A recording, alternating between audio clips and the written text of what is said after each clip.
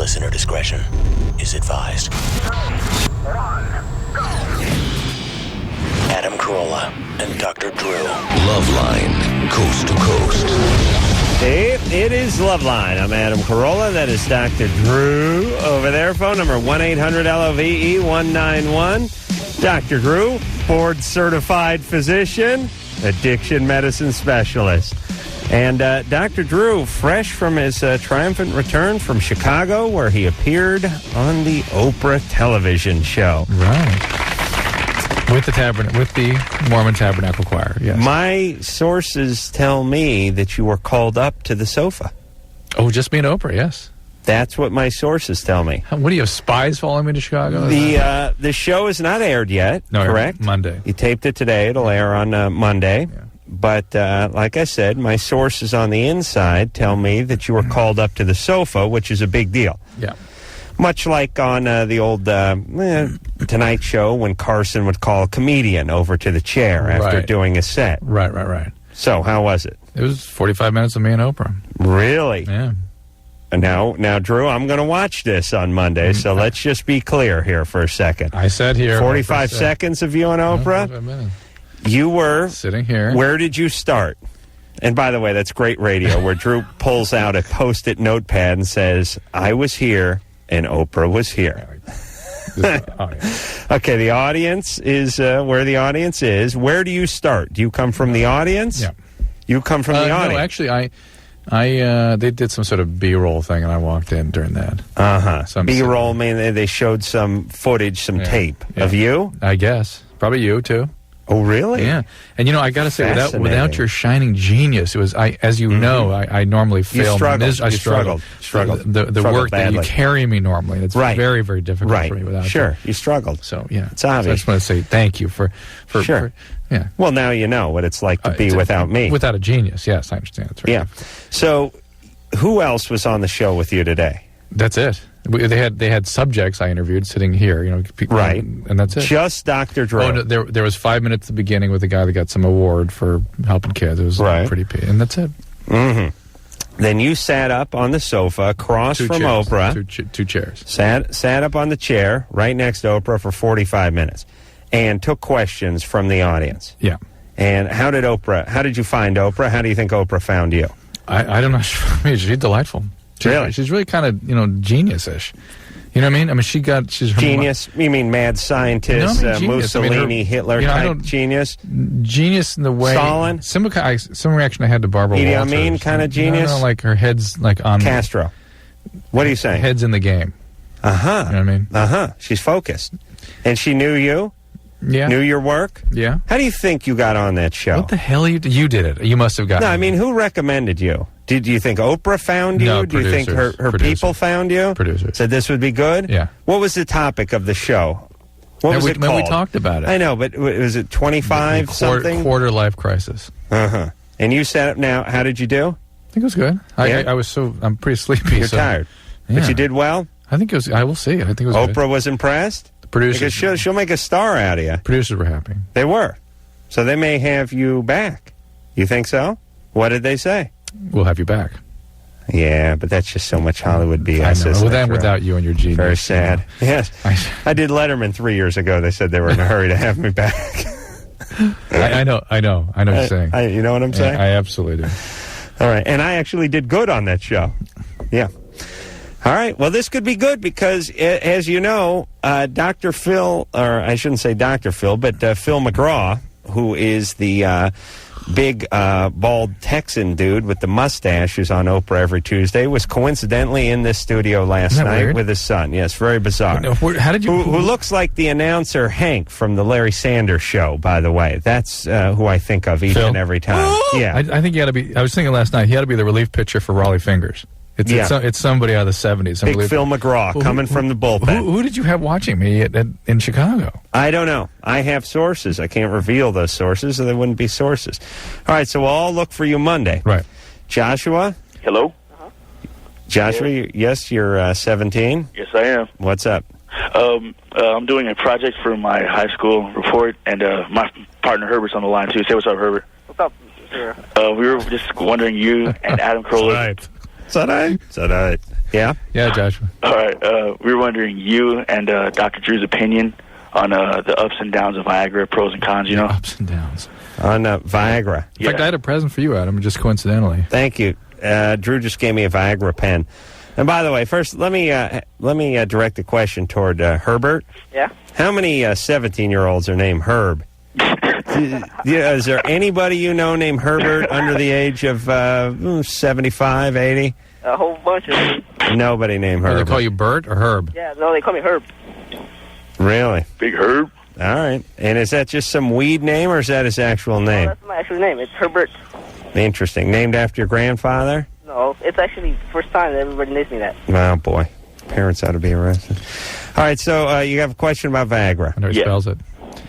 What is the context of what you want to know about what we feel about it? I mean, what do you mean? Well, basically, since you're a doctor, you know, we were running, it's an important medicine. What is it you want to know about it? Okay, well, we basically want to know, like, if you would recommend it to a lot of your patients, or, like, just basically your opinions on both your opinions, you know? You want to go first? Yeah. I don't have any real opinions. If it works, it works.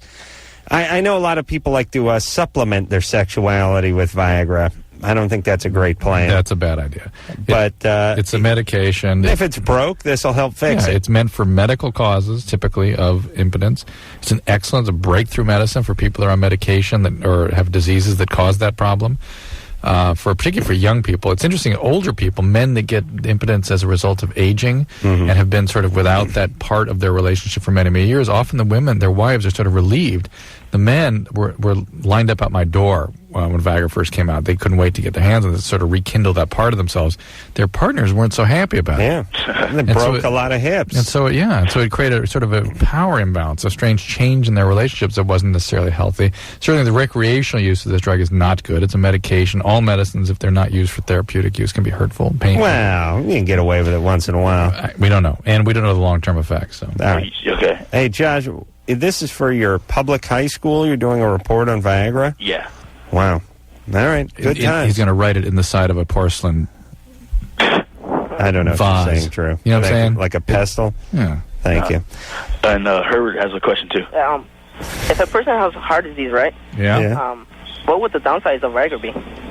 Well, if you're on something called nitrates, which are like Imdur or nitrates, transdermal nitrates, the thinking is that it might cause a heart attack. So that's the situation where you don't want to use Viagra. Josh and Herb make quite a squirrely young team, don't they? They do indeed. I bet they ain't pulling a lot of tail. You just hear them in a party chat room. All right, good luck on that report. Carmen? Yeah. You're 25? I am. What's up? Okay. First, I love you guys so much. Thank you. All right. My question is, my boyfriend came on my stomach and I got a rash. Mm-hmm. Good times. Good times. I've also gotten a similar rash around my mouth, and what's up with that? So you're reacting to something. You feel like you're allergic to him? Well, I don't know. Is that possible? Well, what got around your mouth? The same thing? Yeah, same thing. What does the rash look like? You know how to party, baby. Well... Same batch, by the way, on the belly and the mouth? New batch. No, different batch. New batch, okay. Same, different. Same applicator, though, right? What's that? Same applicator? Yeah. New caulk, different gun, or same gun, new caulk? New caulk. I got it. All right. Yeah, that's the deal. Go ahead there, Carmen. So she's got a rash, Drew. What about it? Yeah, well, and it goes away, like, within several hours. Oh, is it just a redness, or is it like a hives? Well, it's more rashy. Well, actually, I've gotten then some, like, little pimple-ish looking things, and those stick around a little bit longer, but... Yeah, and when it gets on you, do you get it off immediately? Yeah, I mean, I'm not, like, sitting around with it. Have you had sex with him? What? Have you had sex with him? Yeah. Has he ever ejaculated inside you? Well, once, but, yeah, I mean, I don't know. Did you react then? Not that I'm aware of. Okay. I did have some raised bumps around my vagina, though, so... Wow. Well, there can be allergic reactions to these things. Are you allergic in general? Do you have asthma, that kind of thing? No, I don't. That's so weird.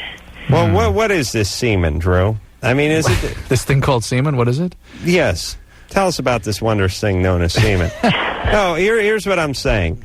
Would you be... If you took 100 people... Yeah. And you spilled a little... You know, you took a little swab and you put some urine on them and you put some saliva on them and you put some semen on them and you put some fecal matter on them. What would be... You know, what most people react to? You know, I don't know that study's been done. I'd like to do that study. But certainly I hear about the semen reaction more than anything. And it makes sense. There's Is a it lot the of protein? Yeah, there's more complex proteins in there. All right. Yeah. So what should she do? Just avoid, wipe it off. Wear a condom. Let me give her a little tip I use. Carmen? Yeah? You got to start using a bib. You know, you get a... What about the Zamboni? T-shirt. Well, the Zamboni, the belly Zamboni's not going to work because it's too late by then. You need to take a nice T-shirt out of the hamper, spread it over you like a tablecloth, and then you're in good shape. Just cut a hole in it or something? Well, you can do that. You can get that outdoor tablecloth with the hole for the umbrella, and he can just put his penis through it. But I just mean, you know, if he's going to get something on you, might as well land on a T-shirt before it gets onto you. There's nothing... I mean... It's not that there's anything wrong with him. I mean, because... No. Like, that's never happened to me. I know, but I think it's probably just his unique chemistry, not anything wrong True. with him. Right. What if she took some skin lotion or something and rubbed it on that area? Some Vaseline or something ahead of time? Yeah, something that would barrier. fill in the pores. Yeah, could be. Yeah? A barrier. All right. Good times. James? She can do with her mouth. Yeah. Do what with her mouth? That's the I question. mean, well, wrap it around. Yeah, like some zinc oxide. James, you're 24. What's up? Man, I caught my wife with another guy, and we got a 2-year-old little boy. Mm-hmm. She said that they're just friends. We separated just before that I caught them, but they had supposedly been seeing each other before then. But I didn't catch them doing nothing. I just caught him at our house. Well, you were separated, though. Yeah. It wasn't... Wouldn't you expect she'd date if you're separated? It was like the day we separated. No, it wasn't the hour. You said, women rebound very quickly. Well, like they're calling in from the bullpen. Yeah. Hey, well, so you caught him over at the house. What was he doing? When I caught him? Yeah. It was like 12 o'clock that night. He was sitting in the chair watching TV. Something went down the wrong pipe. Got a little bad semen in my coffee. So he was he in his underpants or was his shoes off? I don't really know because I didn't really see much of it. He took off running after I saw him. Oh, wow. All right. Why'd you guys break up? Why were you sort of separated? We just been having some problems. I mean, when oftentimes when women don't feel like they're getting their emotional needs met, when things will start breaking down, they will go seek relief with someone else, not necessarily sexually, but some sort of connection with another guy. And so when you guys start fighting and the thing gets in trouble, it's often the case that a woman will sort of find another sanctuary somewhere. You know what I'm saying, Adam? You agree? Oh, yeah. I've been that. I've not been the sanctuary guy, but I have been the one that they sought sanctuary from. Yeah, imagine that. Many times. Many times. Oh, yes. That was when you were stalking by that point, though, right? How dare you, James? Do you two want to get back together? Oh no! It's after that, it's pretty much over. It's over. All right. I just kind of worry how that's going to affect my son, though. Well, it's going to affect him, but try to be a good father. Try to make peace between the two of you and keep both of you in his life regularly. And it doesn't. Well, listen, it doesn't have to destroy the kid's life. It's not a death sentence. If you're, vigilant and you want to give the kid a good life and you're a good dad and you stay on top of it, and she does the same thing, then the kid will have a good life. Can you do that? Yeah, I can do that. All right, make peace. What do you do for a living, James? Metal. Nah, I wood. I make sausage. Ooh. What does that mean? Kill hogs. Kill hogs. Yeah. Wow. What do you kill the hogs with? I don't exactly kill them. I just kind of, they come down the line. I just process them. Remember Tom Arnold stories about this? Yeah. I work for Jimmy Dean Foods. I work for. You work for Jimmy Dean? Yeah. It's good sausage over there. Who knew? Tennessee? All right, so you got to go okay living? Yeah, it's all right. All right. Take care of that kid of yours. Cool. And you get joint custody, right? Oh, we ain't really worked on that yet. Okay, but Make peace with your wife. how's Lucy. she doing? Is she drinking or anything? Is she okay? No, she's all right. All right. Does she work at the hog plant too? No, she don't work at all right now. Okay. All right. Good times, James. Yeah. Yeah. Yeah. Oh my God. I tell you, I had some bad jobs in my life, but I never had to work around animals, dead animals, dead pigs. Yeah, really. That would have been yet even a further step down from where you were. No, It's hard to carpet tell. cleaning. You know, that's at least a skill of some type. Cleaning carpet? No, stuff and sausage. Yeah. Yeah. No, the stuff and sausage probably paid better than carpet cleaning did. Sure. But there's a smell factor involved with the slaughterhouse. Crystal, Yes. you're 26. Yeah. What's up? Well, I had a question for you guys. I'm morbid obese. I'm a big girl, and I've gone to the doctors and they've tried to put me on diet pills, and I became sick on them. I've tried diets, and I was just told about the Phobie pouch, and I was just wondering if you knew anything about it, and if you recommend it or what you feel about it. Well, first off, what's morbid obese? How much over? You have to be 100 pounds overweight, or what do you have to be? I heard it was like 75, but I'm a big girl. I'm like 350. I mean, I am a big girl, and I'm only 26, and I feel like I'm dying. I'm so, and I You sound a little short of breath too. Do I? Yeah, I mean, in between. I'm nervous talking to you guys. Okay. All right. Well, Phobie pouches basically is cutting your stomach off from the rest of your body and making a little pouch. Was it that thing Carney Wilson and John Popper did? There's different surgical treatments for obesity. The Phobie pouch is a specific one, I think, where they wrap it with elastic. Well, which ones? I mean, the one John Popper just had from Blues Traveler. I mean, the guy's dropped 200 pounds in like a year. These things work. They work. No one knows for sure the long-term issues associated with this, and they're not. You're really messing with someone's physiology. Your B12 absorption is altered. Some of your nutrient malabsorption is affected. And so it's something that you really want to be clear you're doing for the right reasons. And you sound like you're somebody that certainly should be explored at least. Well, she wants to do it so she's not going to die, not because she wants to get in a model. No, that's right. No. That's right. How dare you, Drew? No. How dare you? I'm sorry, baby.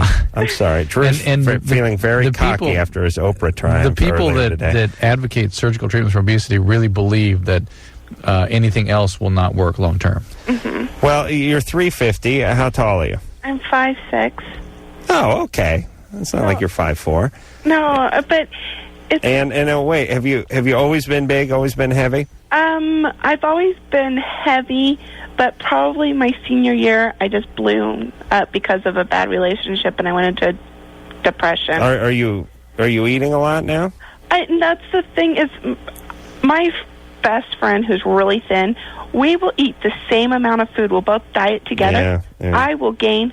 She won't gain anything. And my friends are always like, you don't eat anything. And I gain and gain. And well, you may be a good candidate for this because you may have a biological predisposition. Right. Have you worked with a dietitian, though? I've just gone to a doctor, and I've been asking my doctors to please help me. Right. And one put me on diet pills, and I told her I'd get sick on them, and I got sick, and I had to go into the hospital. All right. Well, but meeting with a dietitian, I think, is something you ought to do. At least give that a try before you go into the knife, and make sure you exercise regularly, a lot. How's everything going? You able to work? Oh yeah, I have a wonderful job, and I have friends and everything. It's just I'm 26 years old, and and I just feel like my life is wasting away. How's the social life? Any guys? Yeah. Black guys? What? Black guys? No, I've only dated one black guy, but I seem to date a lot of married men. Oh, interesting. And, sure. What is that? I don't know. They treat me. I mean, they like me for some reason, and I'm not an ugly girl, and I take good care of myself. Yeah. And I just, I want to. All right, well, look into it. It's a reasonable option. I mean, can you have sex at 350? Yeah, you can. I can have sex. I mean, I have pretty good sex. Really? What position you get in? What's the position? A lot is doggy style. And ooh. And what? Anal? And anal. Wow. I love anal. And I don't know if it's because I'm big or what, but that's... Maybe they're not making it to the hole. What? Maybe. No.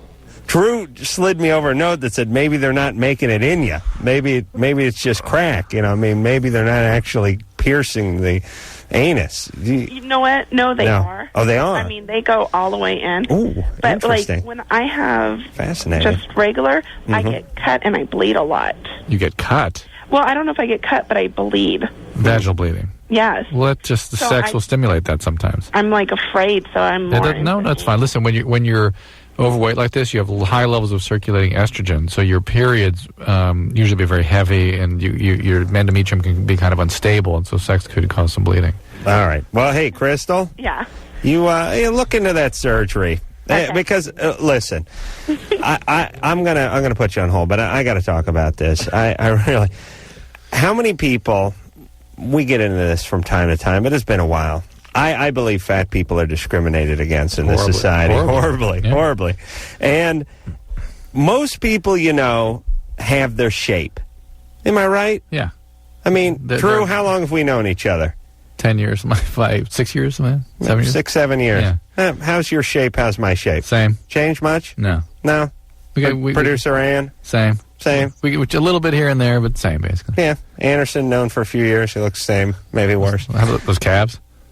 Anderson with the huge calves, novelty-sized calves.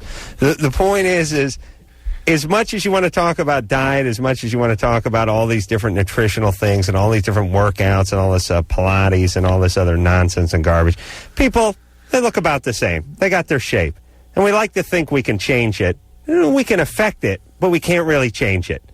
And if you're 350 pounds and you're kind of watching what you eat and you're making a little effort and you're still hanging around the 350 mark, that's a genetic problem. Wait, I thought a couple Cindy Crawford videos. And that's right. You look just like Cindy Crawford. That's right. So that's she right. says. That's right. You get one of those videos. I'll tell you what those videos are good for? Jacking off. That's it. That's the only thing those things are good for. Dude, you beat off? Oh, yes. Now, why do you think the guys are cheating with Crystal? There's so many, I hate to say it, comedic elements to that story. It's just like, oh, my God. Yeah. I mean, I can't figure it out. She was saying that she dated a lot of guys who were married. Yeah. Here's my angle on this. I think they cheat with Crystal, and if they get popped, it ain't as big a deal. Oh, my God. And their wife goes, you've been cheating, I'm going to kill that bitch. And then they go, oh, Christ. You sad sack. Get the hell back in the house. We're going to forget this ever happened. You think so? Could be. Thank you. We're going to take a break. You are an asshole. We'll be back. Oh, yeah. Everybody now. LoveLine will be right back. What's up, everybody? This is Chester. And this is Brad from Lincoln Park. And you're listening to the amazing Adam Carolla and Dr. Sprue on LoveLine. Yes, you is. Phone number 1-800-LOVE-191. Let's get back to the phones and speak to Janessa, who's 19. Hello. What's up? I have a question. I'm currently in a new relationship right now, and I've been getting to know my boyfriend and all his friends and stuff, and I got to know one of his best friend's girlfriend. And we've been talking a lot lately, especially when they fall asleep. We talk a lot, and we look at pornos together and stuff. And she's been kind of hinting to me that she wants to hook up with me, but I don't know if we should. Cause what do you mean when they fall asleep? Oh, because they'll usually we'll stay there all night, and they smoke out and drink out. And oh, right. Yeah, they pass out. They don't fall asleep. Right. Yeah. So. So what's up with Janessa? 19. Huh? Has no judgment. How old's your boyfriend? He's 20. All right. And how's your life going? Pretty good. Yeah? In school? Yeah. What are you doing? What do you mean? I'm going to school and working. Yeah. Junior college. Oh, yeah. Yeah. That doesn't count. That's not school. Okay, where do you work? I don't know if I should go through with it or not. Well, you never been with a woman? No. You don't think you're a lesbian, do you? Probably bi. Oh, here we go. Really? Yeah. Really? You don't think you would have made a move by now? You're very attracted to this woman? Yeah, but have you been attracted? We just started talking.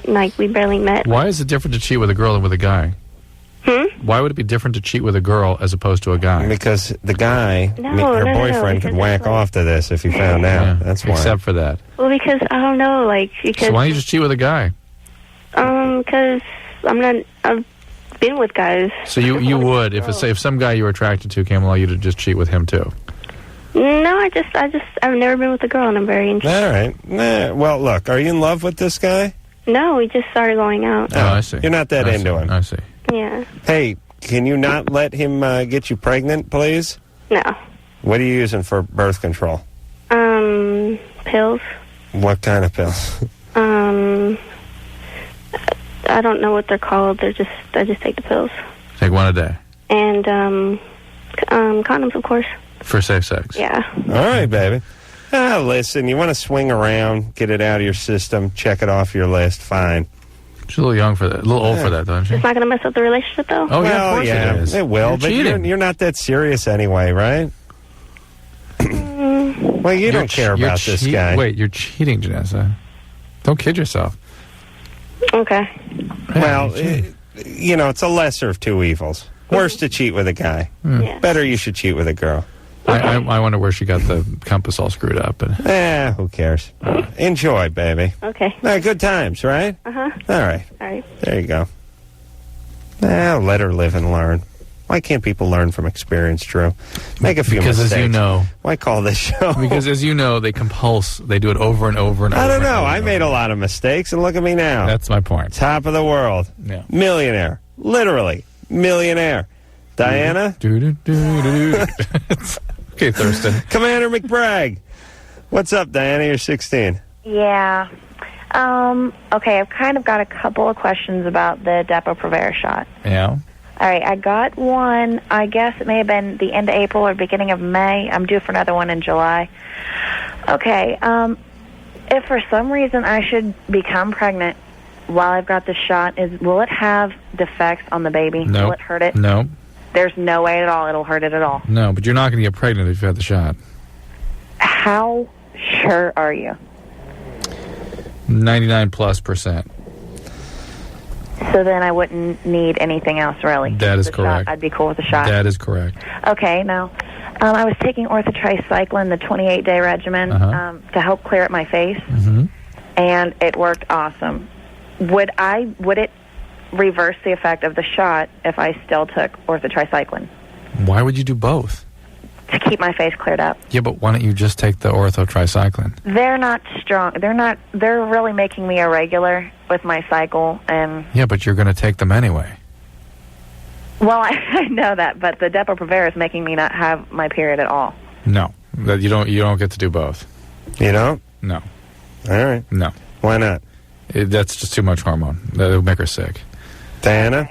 Yeah. Boy, you know your way around the pharmacy at 16. Look, take the orthotricycline and leave it at that. How old's your boyfriend? He's 18 now. All right. Everything good? Yeah. Yeah. Gonna get married? We'd hope so. Okay. It sounds really unrealistic, but we hope so. Why? Why unrealistic? She's 16. How many people my age get married and actually stay together? 0. Yeah. But, you're from Ohio. I think you got a shot. If you were out here, you wouldn't have a chance. Must be all the corn, yeah. All right. So people are just nice out there. Yeah, they're nicer. They don't want as much. Debatable They're not statement. a pain in the ass. Hey, can I give a piece of advice real quick? Yeah. To the Carmen chick, a vino with oatmeal. And to the, I can't remember what her name was, Carrie maybe? Well, what was Carmen's question? Hang on a second. Carmen was the tummy on the tummy. Yeah, she didn't say it itches. No, a vino will clear up the rash. Yeah, Aveeno's for itching. No, the vino with oatmeal will clear up the rash. All right. Well, listen, what do you want to... For Christ's sake, who's got time to spread a vino? What is a vino? An oatmeal on your belly. Honestly, would you rather have little marks yes, on your stomach? Absolutely. Oh, my God. Then spread oatmeal on my belly before I went to bed? It's not oatmeal. It's a vino with oatmeal. Deanna, let the dermatology be done by doctors, okay? All right. Wait a minute. Ooh, Drew. Because Okay. it's bizarre. Okay, if I don't get this Depo shot next month and I wanted to go back to taking orthotricycline by itself, is there any way to get around the morning sickness stuff as far as the symptoms go with the pill? You can Because take I come down with basically every one of your pregnancy symptoms. Did you take it every single, no matter how long you take the pill for, that stays with you? Yeah. Right. I stopped taking it when I got the shot because I wasn't sure if it would do anything to it. What's your mom do? Is she a nurse? No, but she does work in a hospital. Yeah. I got that vibe out of you. All right. Good times. I'd had enough of Diana. You I don't know why. Try a different dose of the birth control pill, but the orthotricycline is the only one that's been actually approved for the acne treatment. Some of the other ones will be helpful also, though. I wonder what her mom does. I knew she worked in a hospital. Phlebotomist. Yeah? Pharmacy tech. Yeah? Something went right there for me. Yeah. Okay. Yeah, find out. Yeah, it's funny I want mom, too. Yeah. Isn't it? Yeah. And Diana? Yeah. What's your mom do at the hospital? She is the Director of Performance Improvements and Risk Management.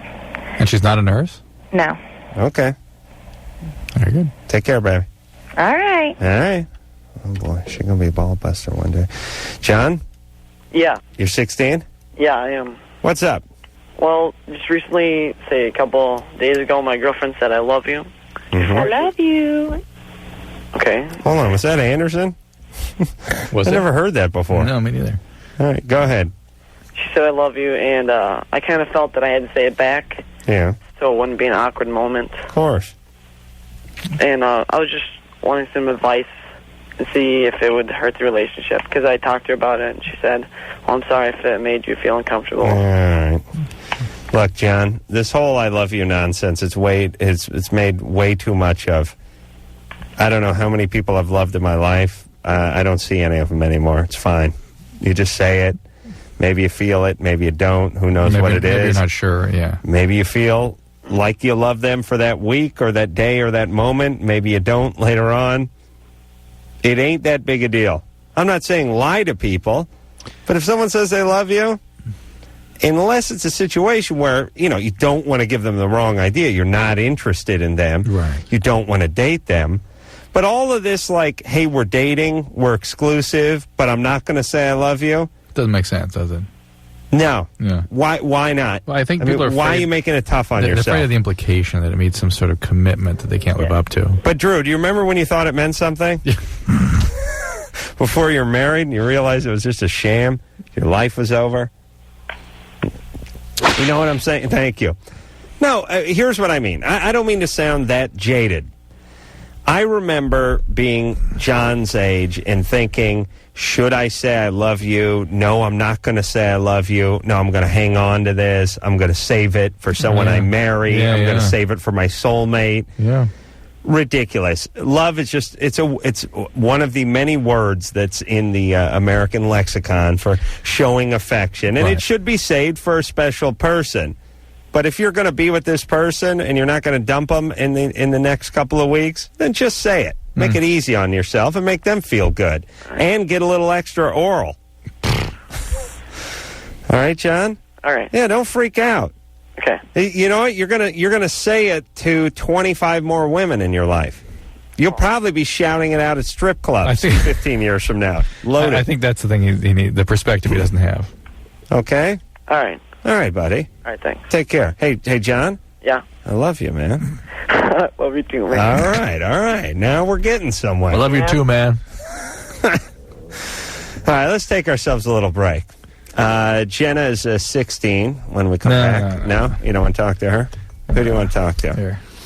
We'll talk to John, who's 20, wants to know how does he help a friend get out of a verbally abusive relationship. I'm guessing it's a female friend. John? Yes. Female friend? Yes.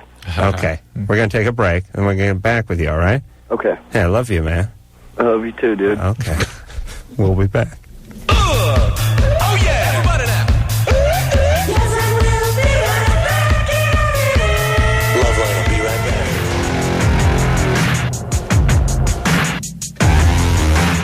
back. Hey, everybody. It's LoveLine. I'm Adam Carolla. It's my good bud over there, Dr. Drew. Phone number 1-800-LOVE-191. Let's hop back to the phones and speak to young John, who's 20. John? Yes. What's up? Well, my friend, I believe she's in an abusive relationship through what she told me, and I think she knows it herself, but I think she's afraid to get out of it because he's... I think John's into this girl. What do you think, Adam? Well, honestly, I am, but the fact of the matter is he is truly controlling. He doesn't like her going out with her friends. He refuses... Hey, well, that's what she likes. She picked that guy. Actually, she's contemplating breaking up, and she's trying... and, like, she's looking for people to tell her, so, I mean... No, she's not looking for people to tell her. I gave her a book on abusive relationships, like, because I read it, and a lot of things she described to me was in that book. That's good. I think that was an excellent move. Now, beyond that, it's up to her. And you're motivated by your own desire to be with this woman, right? So you're really not just motivated out of a desire to help her. Well, I also told her that I have a biased opinion towards it, so don't just take my advice on it. You told her you want a relationship. Well, she knows that, and we always joke around about it because we were together at one point. And she's also even told me, and I believe it's referring to me because she's like, well, I know there's other people that I'm more suited and would have a better relationship with. How long ago were you with her? I'd say maybe... 1971. Yeah. No. We're 11. Maybe a year ago. And how long did you stay together? Probably about 2 to 3 months, and then we remained very close. Why did that break up? It was I had just got out of a relationship and I wasn't ready, so I told her I need to step back. I don't want to jump into something with you. And hold on, this is not computing. Yeah, you didn't have sex with her, did you? Oh yes, you did. You had sex with her. Yes. Do you think you're in love with her? I don't know if I'd go that far. I do have a lot of feelings and I care for her. And you stepped back and got out of the relationship. Because I still had feelings for my ex, and I felt it wasn't fair to her to, because, I mean, I had just gotten out of a relationship. Maybe. Hold on a second. Drew and I have to talk about this guy behind his back. Does not compute. Still had feelings for his ex. No. Still has feelings for this one. He's got a lot of feelings, this guy. I don't trust a man with feelings. I know that. I like a guy who can just put a cigarette out on his cheek and he doesn't even blink. Now, is he bi? Is he gay? No.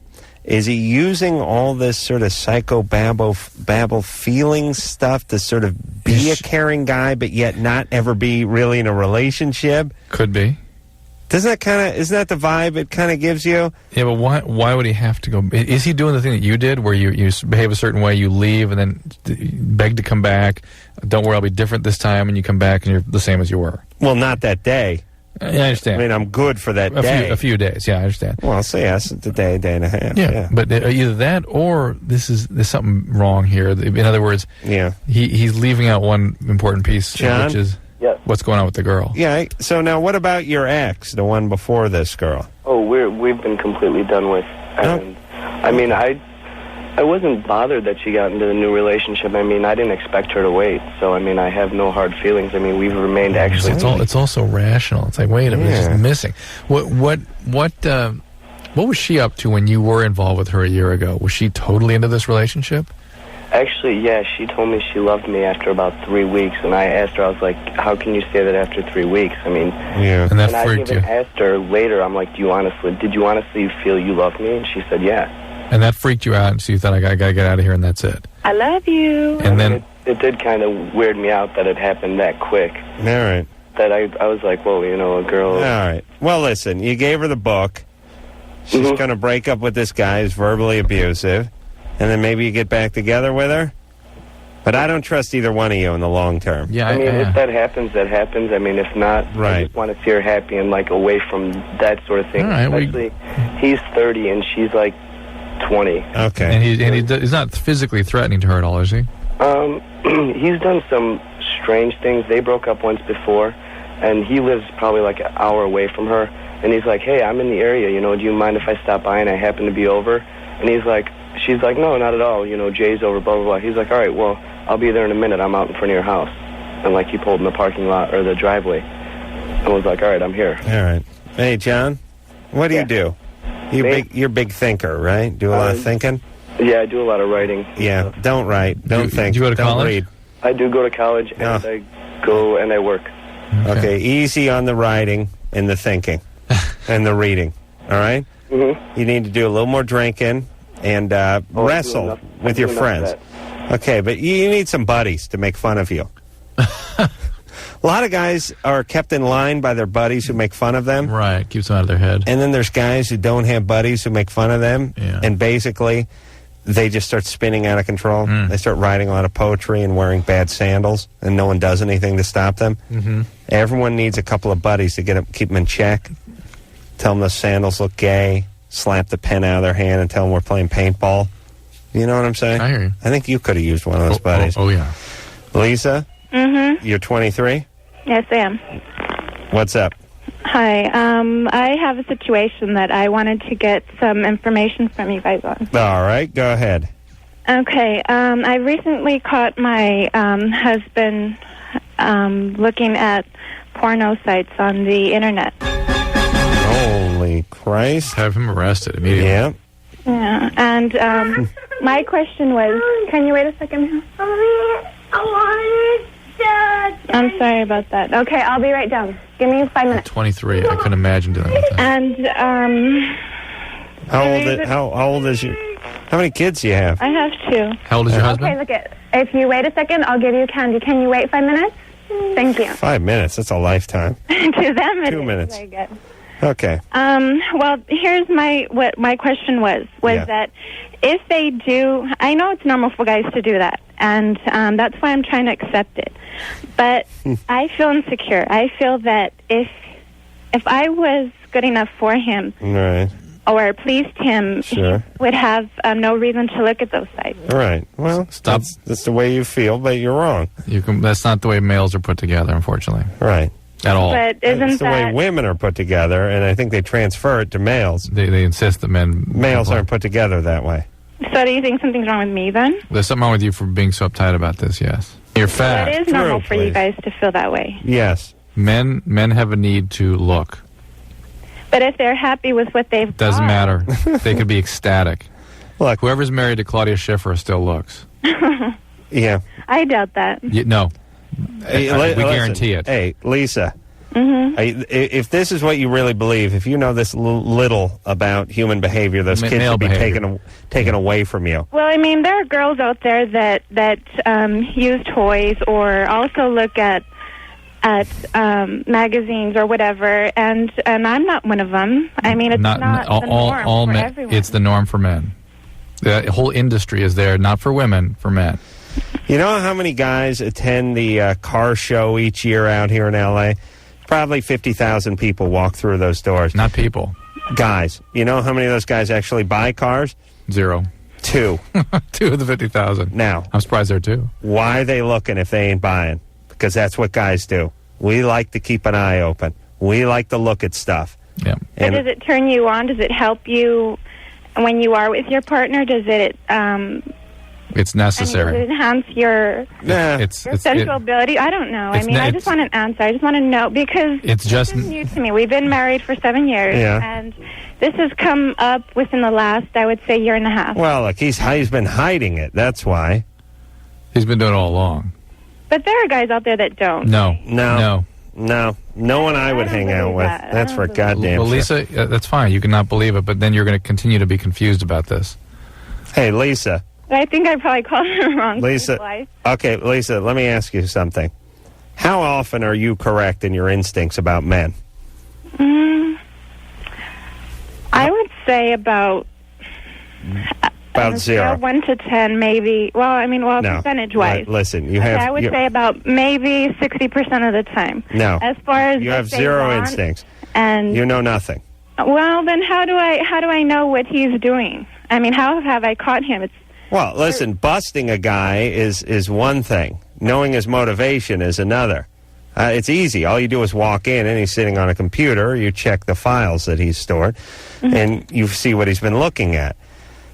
This is going to be a real long relationship for you, Lisa, if you keep going down this path. With any man. Yes. If you got issues, then you should talk about those issues with him. Did something happen when you were growing up? I've been trying to talk to him about it, and to me it just doesn't seem right. It doesn't seem morally right.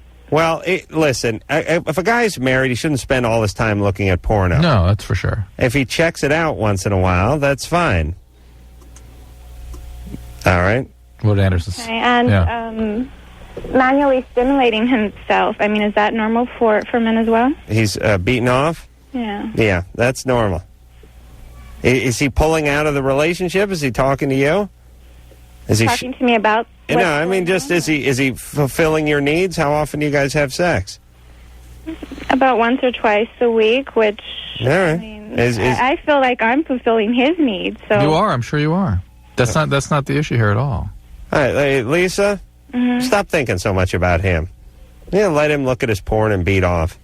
Well, I mean, it does worry me because I wasn't...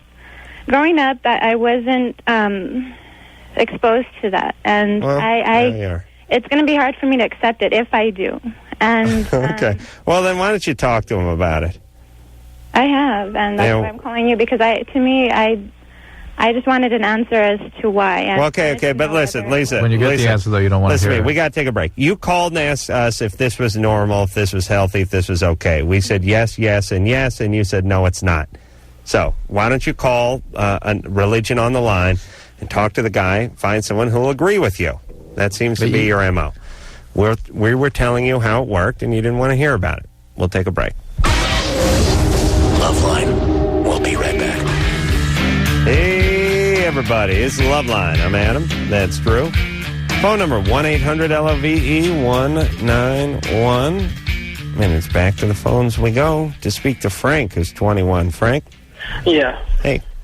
I actually have a couple problems, but the first one, I'm not sure if this is a personal problem or if this is a physical problem. I'm not sure, but I have a girlfriend she's actually 2 years older than I am, but it seems as if when we, do it, I don't seem to get aroused like I used to.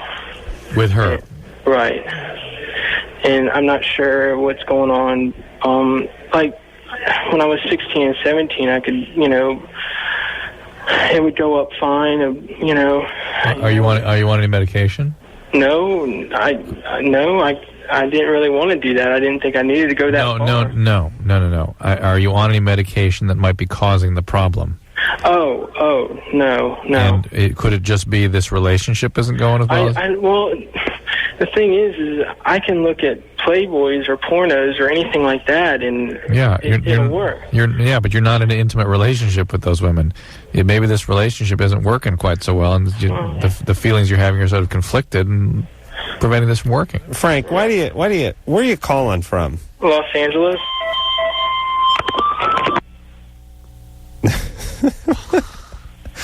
Hello? What the hell was that? That was good timing. It was ironic because when I said, where are you calling from, I didn't mean what city. I meant, are you in a convenience store? You sound like you're standing in a locker room at a Y. Yeah. A lot going on. What was that? Was that a cell phone ringing? Something like that. I don't know. Okay. So. Anyway, something's up with that relationship. Yes, but on top of that. Something's up with Frank. Frank sounded like a deeply troubled and depressed young soul. Yeah. And he's focusing a lot of energy on the relationship and the sex and his beating off and all that good stuff. But it really sounds like he's pretty depressed. Mm-hmm. And I would bet that magically, if he worked a little on that depression, some of the other problems would clear up as well. Yep. All right, let's talk to Jenna, who's 16. Jenna? Hello there. Hey. I have a question for Dr. Drew. Yeah.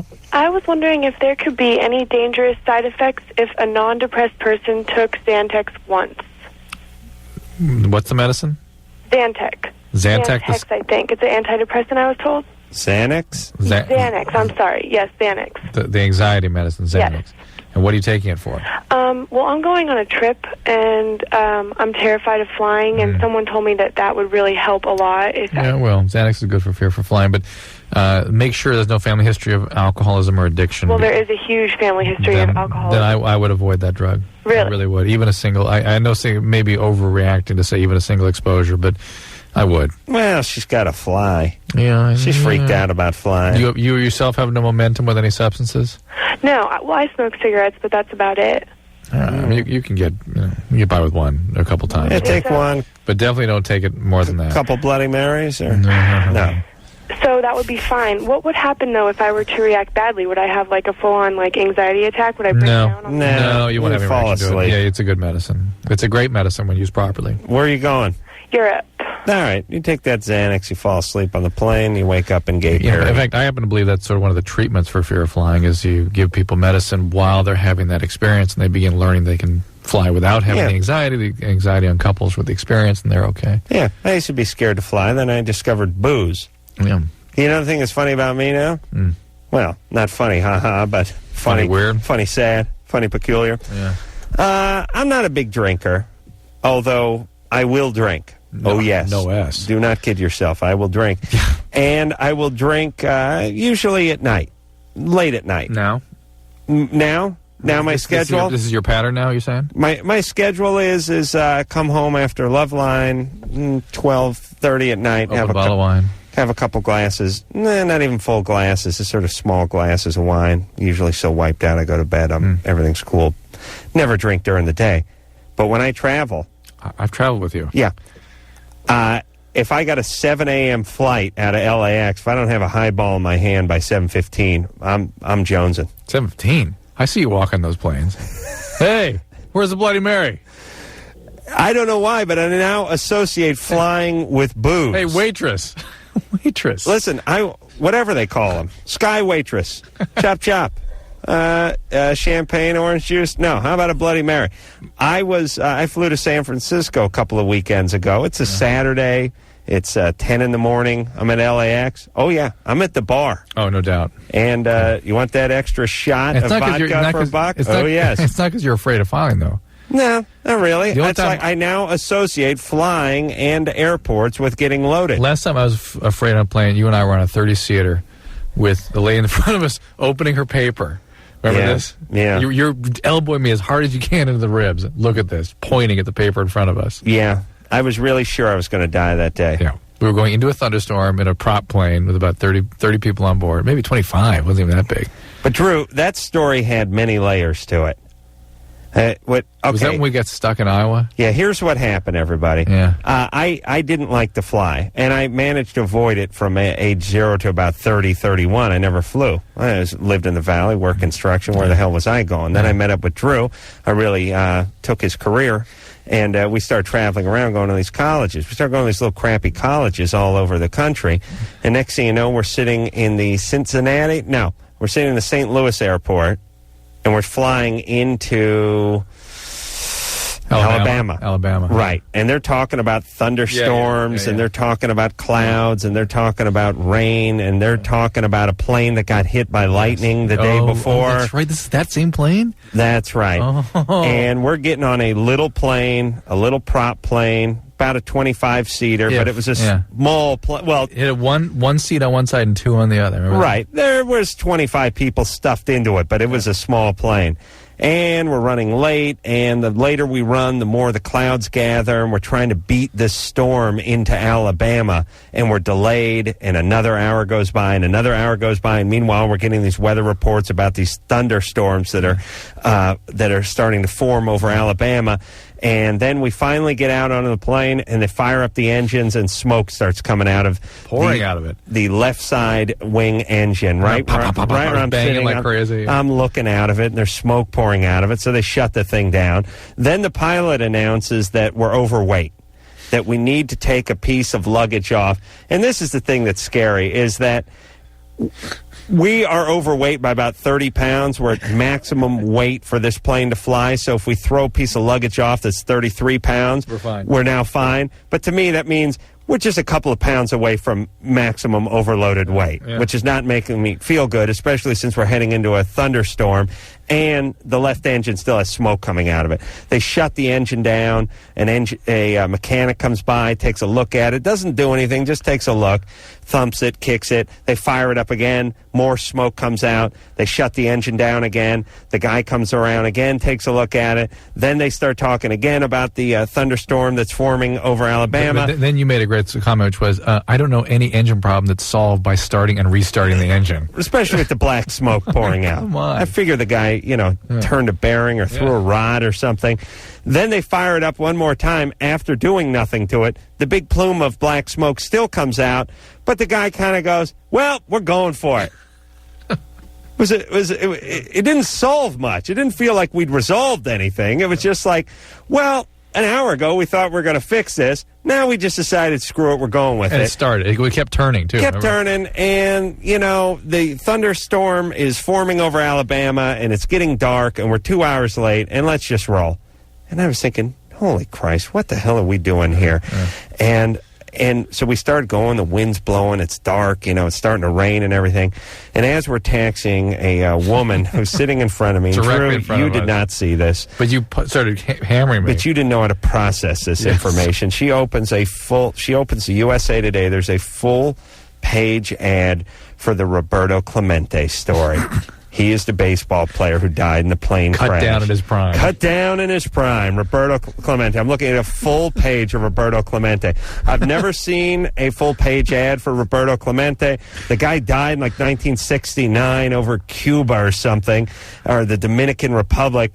And there's never been, to my knowledge, a big-budget USA movie made about the guy's life. And here I am staring at a full page of Roberto Clemente, and I'm thinking, well, if this ain't a sign. I just realized, I just said, look, God has now given me 3 or 4 major signs to get off this plane. And I don't think God tells you to do stuff. I think he gives you clues, and if you don't follow them, then he thinks, screw you, I'll see you in 10. And I'm looking at this Roberto Clemente thing, and nobody else in the plane is hip to Roberto Clemente or this picture or what's going on, and I'm just staring at it the whole time. I'm fixated. And even the woman who's looking at the paper is not actually looking at that page. Yeah. I'm just staring at a full-page shot of Roberto Clemente. No, in fact, you didn't poke me. You went, Roberto Clemente. Yeah. Roberto Clemente. Yeah. We're going. Well, back to the point. That's right. Well, the plane crashed and we all died. That's it. Michelle? Yes. You're 28? Yes. What's up? Me and my husband been married approximately 4 years. And at first, our sexual life has been good. My son is almost 5. I've been wanting more kids. But we haven't been able to, we haven't exactly been having sex for the past 4 months. How come? Overweight. How come? I don't know. That's the thing. I'm trying to figure it out. What does he say when you ask him? Tired. He sleeps. He'd rather sleep. Is he stressed out? Is he working a lot? He's working, but... Does he smoke a bunch of pot or drink a lot? No, he used to. Used to? Yeah. Back when he was getting it on, right? No, not even when we started our relationship. Because of the type of job he had, he couldn't do it anymore. Yeah, is it possible he's doing something else? No. Yeah. I doubt it. No. Yeah. Well, she would know. He doesn't seem out of it. No. Yeah, people don't... He's perfectly fine. It's just he just doesn't have the urge anymore, and I'm... Well, that's not perfectly fine. There's something going on. Is he on medication? No. Have you said to him, hey, let's get it on? Yeah, after a certain while, you get tired of being rejected. So he just says no, huh? He wouldn't say no. He'll just... make up an excuse. I find it bizarre when men reject their wife like that. Really? Unless they're really completely checked out. No, I've done that. Yeah, I mean, you once in a while. No, you're a passionate man, Drew. I mean, yes. you'd rape a knothole in a piece of plywood. But there are guys like myself who... Lazy. Well, we like napping. Lazy, we like to relax. Yeah, but this is like... Sex takes energy. It's been a year for this. Well, 4 months, right? 4 months? Well, 4 months, Okay. Well, something's up. You're fat. True. No. Please. I'm nowhere near fat. And your kid is how old? He'll be 5. Okay. Why don't you talk to him? I mean, see, I know. Here's what happens, Michelle. You're angry. I mean, you're put off. I'm not angry. It's just, She doesn't sound that angry, though. She should be angry. No, you're right.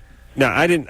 You're right. I didn't mean to lay that on you. What I'm saying is you don't feel like you should be going to him. He should be coming to you. Exactly. But he's not coming to you. Correct. So you got to go to him and you got to say, look, I know this is uncomfortable. I know it may be embarrassing. I want to know what's going on for the sake of the relationship and the family. He could be depressed. He could be using drugs. Why don't you even no ask pressure? him? We're good perfectly together. We have no problems when we're together. It's just... But there's something wrong. But this means something. Yeah, it means something, exactly.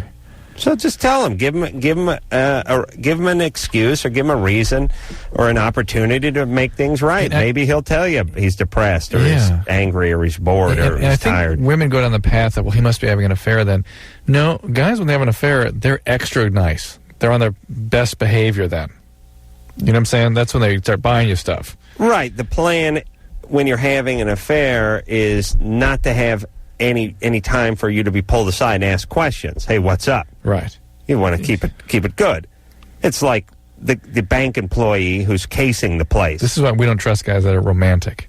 That's right. Trail of petals to the rose petals to the bathtub with the candles and the salts in it. He's up to something. Yeah. Really, that's what that means. Yeah, this guy ain't up to S. No. He's up to nothing. He's doing speed or something.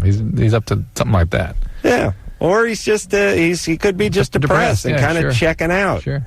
Becky? Hi, guys. How you doing? You're 15. What's up?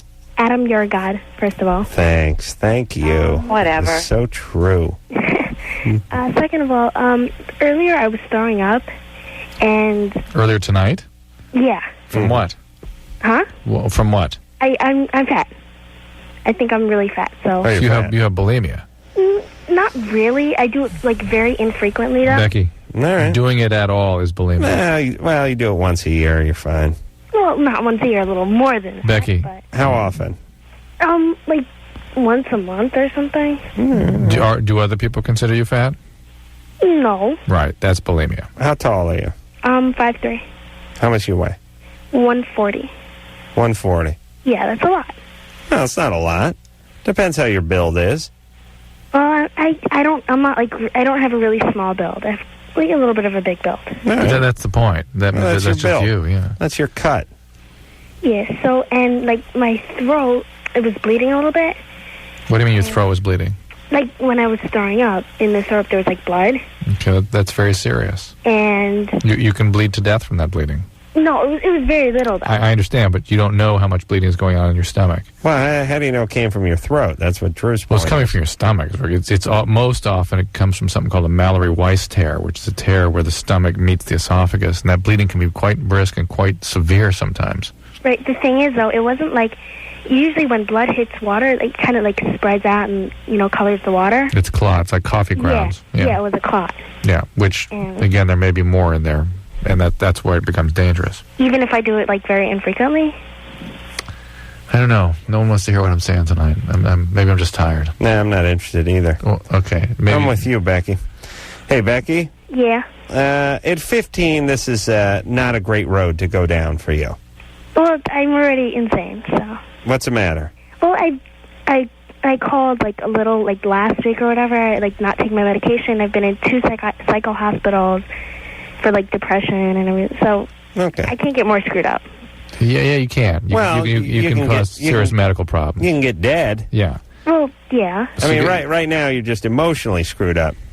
You can fix that, theoretically. But the physical stuff, you can do permanent damage.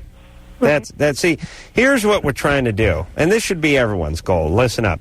Do not let your screwed up emotional brain have a permanent effect on your physical body that your screwed up emotional brain has to live in, which could actually be cured. Do you see what I'm saying? Well, yeah, by killing yourself, by doing too many drugs, that kind of stuff, throwing up. So, Becky. Well, your screwed up emotional brain doesn't care about doing physical damage. I know, but then one day it gets better, it gets in a better place, you get a little therapy, and your brain's good, and now your esophagus is screwed. True. Okay, so what are you going to do? You're going to get a little therapy? Well, I'm supposed to be seeing a therapist. Okay, yeah. Tell these people who are taking care of you about this bleeding, okay? Because sometimes it's helpful to put you on some medication to shut the acid production down by the stomach. Okay, see that therapist, baby. Yeah. Jesus Christ, 15. Alex? Oh, yeah? You're 16? Oh, yeah. Yeah, what's your problem, yeah? Well, a few days ago I took some aspirins. Yeah. About 2 of them. Mm-hmm. And because I have migraines. Right. But since that day, I've been feeling paranoid. But I'm not sure why. From the aspirin? Yeah. How much aspirin did you take? Hold on, that is a lightweight right there. Yeah, but I don't know why, because, I take it every day. Aspirin? Yeah. Are you doing speed? Huh? Are you doing any speed?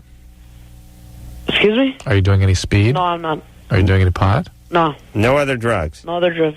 All right. You're taking aspirin every day?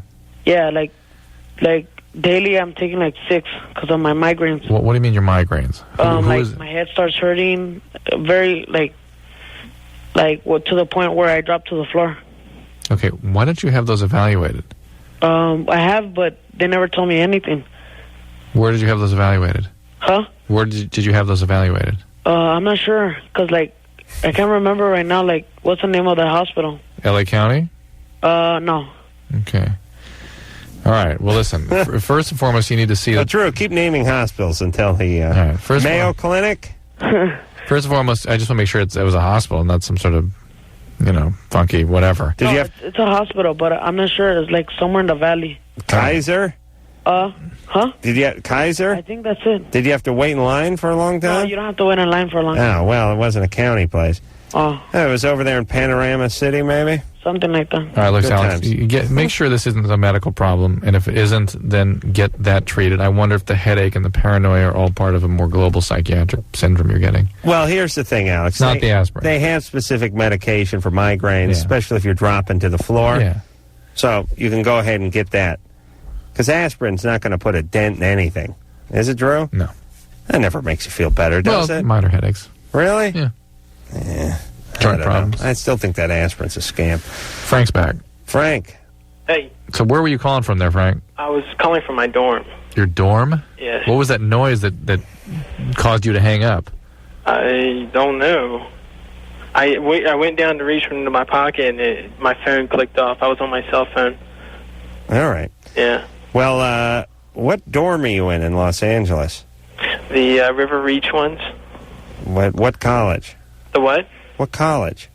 The what? Do you go to college? Yes. What college? Santa Monica College. Holy Christ. They have dorms over there? No, I live in Los Angeles. This is a bizarre discussion. All right, hang on a second, Frank. I can emotionally regroup. Didn't he say... Yes, he's in his dorm. Okay. And you said, to live in dorms? No, I live in Los Angeles. So Frank's a little nutty, right? Yeah. Okay, we're going to take a break. We'll get back with Nutty Frank after this. LoveLine, we'll be right back. Call on the 1-800-LOVE-191. What's up? This is Aaron from Stained, and you're listening to LoveLine with Adam Carolla and Dr. Drew. That is so true. Phone number 1-800-LOVE-191. At least just how much we hate American Airlines. Drew and I were having a nice conversation about how much we hate American Airlines. The ticket, the check-in people. Yes. The people at the gate. Yeah. Nazis. Yeah, they are. Once you get on the plane, everything's cool. Yeah. But you're sheep until you get on that plane. No, sheep are treated much I think more they're treated humanely. better. Yeah. What's an animal that's not treated that well? Goat? Pig? Slug. All right, let's see if we can get to the bottom of Frank over here, who's 21 and calling from his dorm that doesn't exist. Frank? Yeah. You're having trouble with your girlfriend. I don't know if it's personal or if it's the physical or not. I'm not sure. Okay, well, we were saying maybe you're not that into her. Could that be a possibility?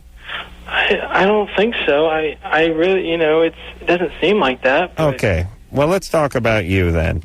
Okay. You sound a little Anxious. nuts, Yeah, a little anxious, anxious, maybe a little depressed. I think it's just with everything. I don't like my job. That's what That's what we're saying. All right. You don't sound happy. No, I'm not happy. I mean, I come home from work pissed off all the time. I can't go with my wife. I can't do anything with her. I have to get in the shower to flog the dolphin, and now I can't even shoot streams anymore with her. It's your fault, Adam. I think it's a bogus call. Well, no, Drew. what I don't understand That's what is I why is it that, when I was 16, I could shoot holes through the wall with the stream I had going, but now I can't even do nothing? You talking about urinating? No, I think he's talking about semen. Yes. Yeah. Would you actually put holes in the wall? Because that's impressive. Huh? No. And now nothing comes out of your penis, or it doesn't come out? No, it does. It's just not the load that normally. I see. Okay. Has anyone ever suggested you get on some kind of medication? For your head? No. No. Have you ever talked to a therapist or psychologist? No. What about that? You sound a little crazy. Do people think you're crazy? No. Are you sure? Everyone listening does. I'm not crazy. I'm not really focused on myself a lot. I mean, with myself, and I don't feel like I'm straight, and sometimes I return to, a little bit of drugs, but that's about it, just to feel calm myself down, but that's about it. What drugs are we talking about? Just, a little bit of, wacky tobacco, and that's about it. Pot, you're talking about? Yeah. I'm not so sure I believe Frank. I really don't. I really think he's putting this on. I believe him because he's freaking me out a bit. Do you? Yeah. Yeah, hair in the back of your neck standing up? Exactly. If you had hair in the back of your neck because you're not a man? I'm just calling for some help, but that's fine, It's that hostility is real, I think. Yeah, but I think it's maybe BS hostility. No, I think it's real. Really? It's real. Hey, Frank, what do you do for a living? I go to school, and that's it. Oh, I thought you said you come home from your job. Well, I have an internship, and that's about it. Where do you intern? Over at Cross Country. Ah. I have no idea what that is. And is that far away from where you live? It's about a 20-minute drive. All right. You think it'd be further with a name like Cross Country. And what do you want to be when you graduate? I'm studying accounting right now. Okay. He's one of these guys, Frank's one of these guys, kind of angry, kind of an a-hole, who'll never give you an answer. Like, if you go, what do you want to be? He'll tell you what he's studying, but he'll never say an accountant. No, you didn't say we want to be an accountant. Well, what do you want to be? Screw you, you jackass. Now, listen, you got to get some therapy. No, I don't need therapy. I'm fine. No, you're not. You're miserable. You're miserable. Just because my penis won't enlarge? Oh, now he's bogus. Yeah, do you see? Yeah, I told you. You're right. I told you. You're right. All right, Frank. Come on now, buddy. Just admit there's a bogus call. No. Come on, buddy. No. Come on. Why would I be lying about that? Because you keep saying different things, and you're kind of tangential, and you're talking about. I don't like to give the factual information out. It doesn't mean that I'm not being true. Well, if you're being accurate, going back down the path of dealing with that anger and dealing with the depression and dealing with the desperation and having a proper psychiatric evaluation, because if what Adam is talking about, which is you sort of being so tangential that your thought processes are actually that tangential, that needs to be looked into. Yeah. No, I think that was scary bogus. I think that was an actual scary, angry guy who was also doing kind of a bogus call. I see. So that's why you were getting your scary feeling. vibe, and I was getting the bogus vibe. Yeah. Mario? Yeah. You're 15? Yeah. What's up? Well, this girl, my girlfriend, I'm sponsored by Schwinn and everything, and I'm always up in Las Vegas racing. You racing BMX? Yeah. Yeah? And she always wants me to quit because I never spend enough time with her. And I don't know what to do, because I like racing a lot, and I get paid pretty good. Yeah, what do you get paid? Huh? What do you get paid? I get paid about, I don't know, if it depends. If I take first, I'll get paid about 1,000. Oh my God! And if I take second, I'll get paid about 500. And then if I take third, I'll get paid about 250. 250. Yeah. And if you take fourth, you get 125? No. How silly. All right. Come on, Adam. I don't know. Hey, so you race BMX. You race pro? Yeah. All right. Wow, that's quite an accomplishment at 15. You still go to school? Yeah. Drop out of school. You don't need education. I'm not going to do that, man. Yeah, you're going to race BMX till you're 60. Well, whatever. He's not going to. All he does is smoke weed and hang out. He's not gonna I don't do that. All right, with the S word there, retardo. So his girlfriend doesn't like it. He's calling from Colorado. She doesn't like him going to Vegas and doing his races. That's his life. Yeah. What are you going to do? That's boring. Yeah. But he's going to learn to deal with that in relationships from now on. Well, I bet he could make her feel good about it. At 15, 16, she's going to freak out every time he goes away. Think about a male if the girl was going away at 17, It's tough at that age. Joe? Yes. You're 32? Yes, correct. What's up? Okay, question I have is, if I have, say an individual has a girlfriend, right? Just an individual named Joe. Yes. Mm-hmm. Okay. Just She rates highly in the nymphomaniac area. Okay. Mm-hmm. Now, not that I know of. I don't think she's been diagnosed as one, but believe me when I tell you, all right, she has all of the characteristics, and anybody can make a educated guess that she is a nymphomaniac. Okay. All right. Well, there's no such thing as nymphomania. Let him go ahead. Okay. But anyway, saying the individual's been in a relationship with her, but now something has come about where the male has to leave for a few months. Okay, and has been gone. Can she be trusted? Saying that she is a true nymphomaniac. Well, does she have control of Joe, we first have to establish what you're dealing with here. There's no such thing as a nymphomaniac. What are you dealing with here? What is her deal? A woman who just, how can I say, extremely loves sex. Mm-hmm. I get hit it 7 days a week. And let me tell you, and I'll tell you this. She's like 36 years old. And generally, from the experience that I've had with women at that age, they're a little drier at that age. You start slowing down a little. Sure. This girl like here, wetter than forget about it. You know what I'm saying? All right. Joe, enthusiastic about the gusto as he approaches his young lady. Joe, all right, listen, quiet down. Hold on. Okay. What is... are you guys married, or are you boyfriend? No, we just been in a relationship now for some time. How long? And sex has been How long? Oh shoot, let's see. It's October will be a year. And how many times a day are we talking about here? Oh man, each time. We didn't live together, but each time I would get over there, easily 4 or 5, average 4 times a week. Okay. And I mean 4 times a week? Yes. Not 4 times a day. No. Wait, I don't know. Wait a minute, 4 times a week, but when I would go over there, it would be for a couple hours. It wouldn't be just a wham, bam, boom, thank you, ma'am. It'd be, going into 2 and 3, Joe, what is your nationality? Are you Creole? Do you host a fishing mulatto. show? Mulatto. Wow, you got something going on. You eat a lot of crawdad? Something's up with you. Well, Joe, Wait, what's up? Joe, listen. Well, I'm healthy. I'm healthy. All right. And Listen. Who knows? I may have a little nympho in me myself. Yeah, Joe, relax. I'm guessing, yeah. We just got to figure out whether she's sexual compulsive or if she's sexual addict. Or How she's long are you normal. going out of town for? It's been coming up on 3 months. And the thing is, What are you going to jail, or what's going on? No. Great opportunity out of state from where I was at with her. Okay. You see, and it's something that I have to just look at for a more promising future. I see. All right. I understand. Look, if you guys are having a good relationship, she likes sex. Yeah. So what? She probably just likes it with you. Yeah.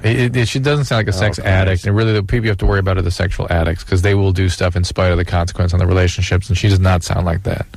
Yeah. What is it? Is it full moon night tonight? What the hell is going on here? I don't know, but I was just sitting here looking at the clock, and I was thinking, if it wasn't after 11:30 and it wasn't a Thursday, I would quit. Right now. If it was Wednesday, I would seriously consider quitting. I was just sitting here thinking about all the jack-offs and crackpots we've been talking to over the last hour and a half and getting almost nothing done. Can't really seem to have a conversation with most of the people who are calling this show tonight. Yeah. Hey, what the hell? Damien. Yeah. And Tara. Tara. It is now Tara, because she told me it is spelled Tara, which is now Tara. You made your Tara bed. You will sleep in your Tara bed. There's no goddamn way in hell I'm calling you Tara when you now spell your name as Tara. This is a combative nature of which you need to be broken. So you will be called Tara. Now, you two need to get some people who speak some form of English and who are of this planet on this phone. Do you hear me, you two? Or so help me Christ, I'll urinate. Right here. No, I'm going to the bathroom. Oh, okay. Let's go. All right, we'll be back. LoveLine will be right back, so get your problems ready.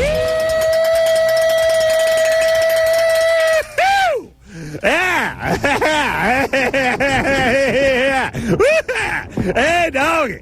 I tell you right now, he's rocking looking over there, Dr. Drew, and he is hot, fresh from his appearance on over. I got to tell you this, boys. I got to tell them.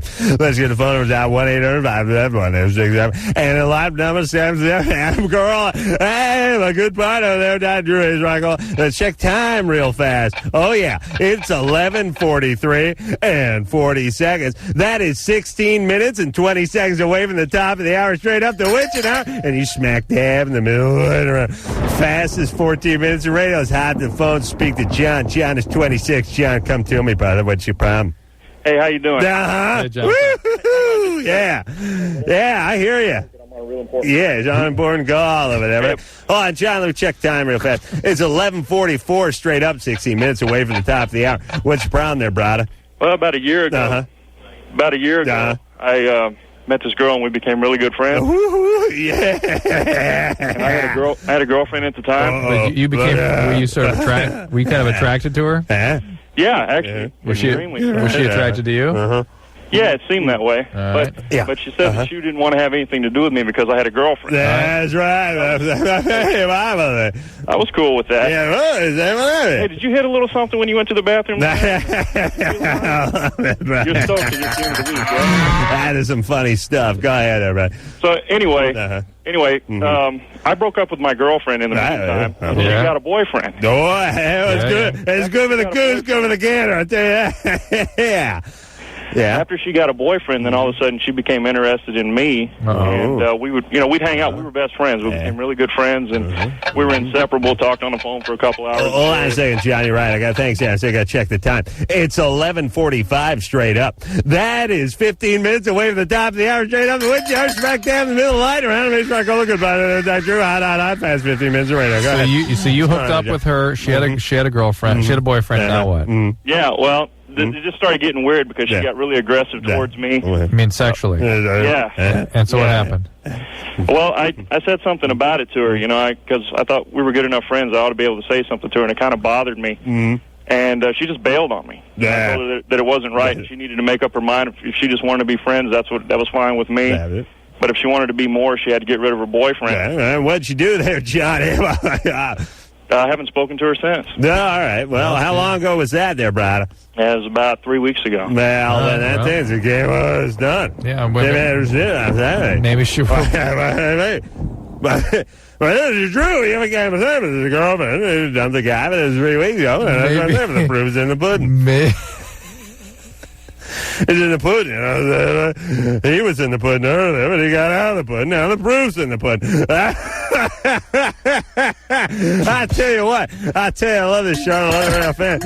Fast growing out, love this show. North America. There's a line around. Let's check time real fast. Hold on a second. It's 11:46 and 30 seconds. That is 12 minutes and 30 seconds away from the time. She will. She made her choice, and when she breaks up with him, maybe she'll. That's right. Hey, I'm saying the proof's in the pudding. I mean, you got to wake up and smell the coffee. If she made her bed, it's her time to sleep in it. You know what I'm saying? Hey, Heather. Yes? Yeah, they're 25. They're smack dab in the middle of the night. They got a party over there. Dr. Drew is having a hot. Heather? Yes? What's going on? What's going on there, baby? Okay, well, first of all, I got to say that I love your guys' show. Yeah. I listen to it every night. Thank you, baby. And, you guys do have the world's dumbest callers. Yeah, we do. And you may be adding to the collection. What's going on, Heather? My question is... yeah, there you go. Go ahead, I have this little piece of skin that covers my clit, except for the very top of it. That's the hood. That's called your underpants, baby. That's the hood. That's the hood. No, and so it makes it really hard for me and my girlfriend to have sex. Why? Lesbian. Why? Lesbian, baby? Why? Yeah, lesbian? You're lesbian. Lesbian? You play for the big thing, baby? Why do you think that makes it difficult? It makes it difficult because she can't go down on me because it covers the whole thing.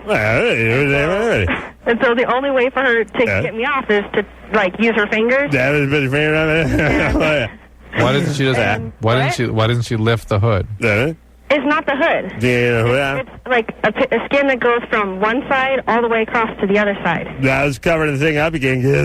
And I don't know if there's a way to get it cut off or what. Hold on, you're right. I checked the time real fast. It's 11:48 and 15 seconds. That's 11 minutes and 45 seconds away from the top of the hour. James, right there in the middle line around here. Goodbye. So, yeah. Well, this got a cover on her. You can't get to it there, man. What are you going to do? I mean, maybe it's some kind of surgical procedure. Get rid of I don't. Huh? Well, that sounds like it. Hey, what? Hey, Heather. Yes. Heather, Ace Rackle is being here. Can you get to her clit, okay? Yes. Yeah, you find that, no problem. You find that in your sleep, drunk, right, baby? You keep that on your pillow at night. Oh, yeah, you know where that clit is. But is her clit much different than your clit? I mean, you think maybe you got to get some kind of surgical procedure or something? Well, that's what I'm wondering. Because, I mean... I wish I could visualize more clearly what you're talking about. You got yourself a gynecologist as a crotch doctor. You got one? I've gone into the doctor before, and they've never said anything about it. Yeah, why don't you ask them, see what they got to say. And do they have gynecologists who, specialize in lesbos? They got those? Do you know what I'm saying? I think there's money in that. Yeah, Heather, I think you got to talk to someone because this sounds like a physiological problem. Well, but I understand why... I can find your clit, though. I'll tell you what. I used that divining rod of a tongue of mine. I home right in on that, baby. I give you the carpet bombing technique.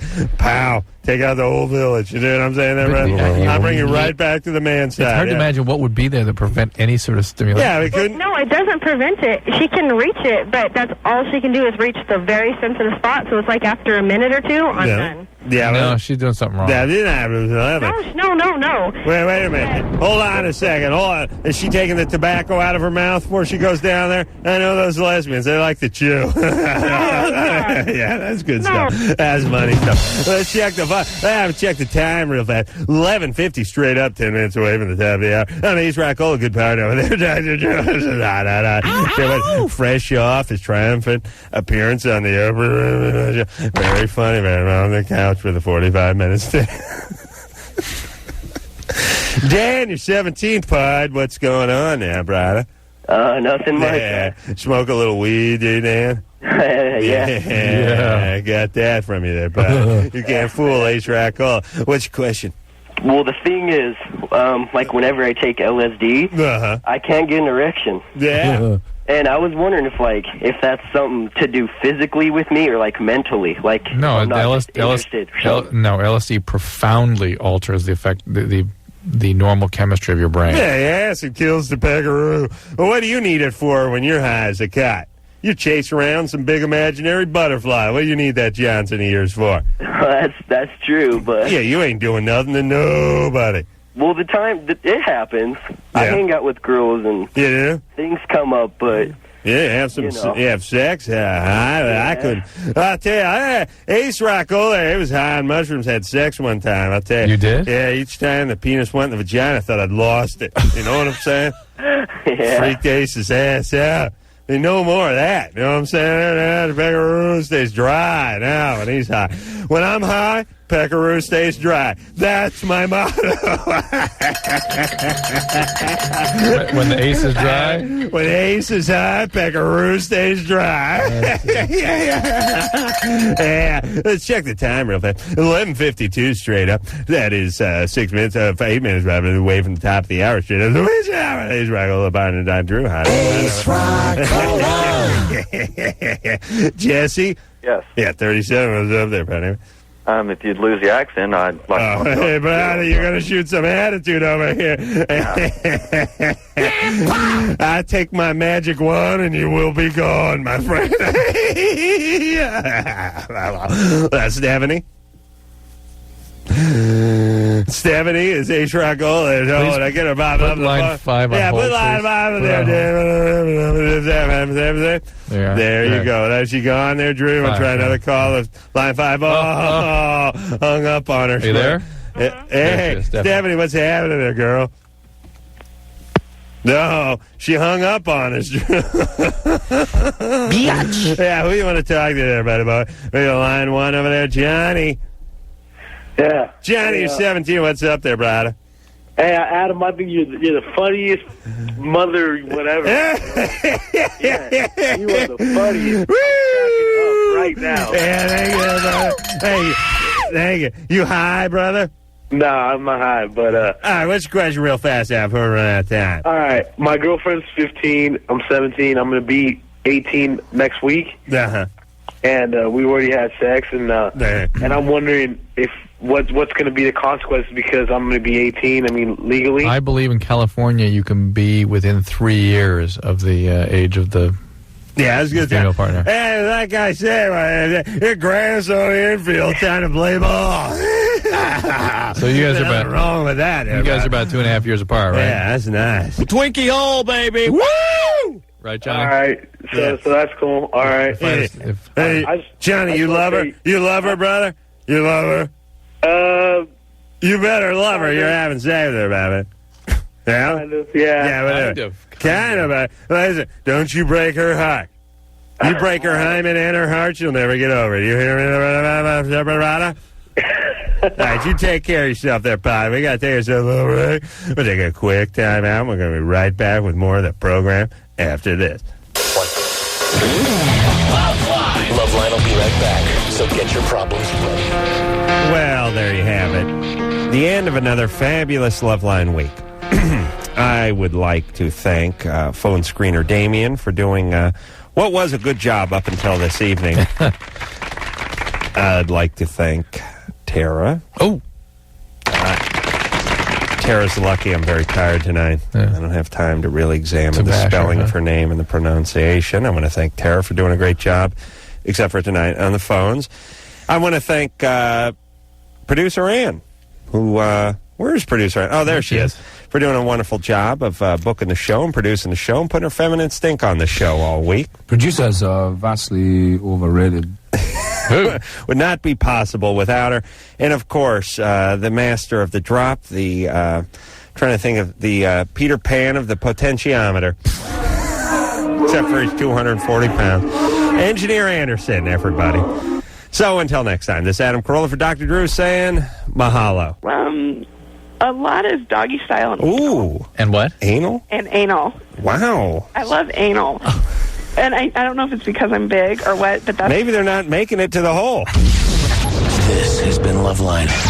The opinions expressed on this show are not necessarily those of the staff, management, sponsors, or this station.